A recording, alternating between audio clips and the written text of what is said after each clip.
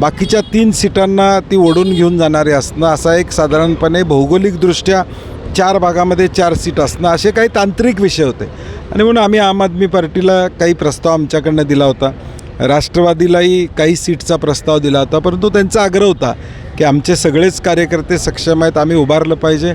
आणि म्हणून त्यांना आम्ही सांगितलं की मैत्रीपूर्ण आपण लढाई करू.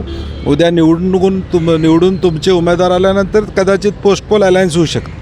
कारण मागच्या वेळी देखील 10-15 वर्षामध्ये आपण बघताय की काँग्रेस राष्ट्रवादी वेगवेगळीच लढत होती आणि नंतर पोस्टपोल अलायन्स व्हायचा. त्यामुळं ठीक आहे, प्रत्येक पक्षाची अपेक्षा असते की माझा पक्ष वाढला पाहिजे, माझ्या कार्यकर्त्याला बळ दिला पाहिजे. मला वाटते आता राष्ट्रवादी VB साहेबांच्या नेतृत्वाखाली कार्यकर्त्याला चांगलं बळ मिळेल आणि ताकद मिळेल आणि निश्चितपणे त्यांना यश मिळो अशी अंबाबाई चरणी प्रार्थना आहे.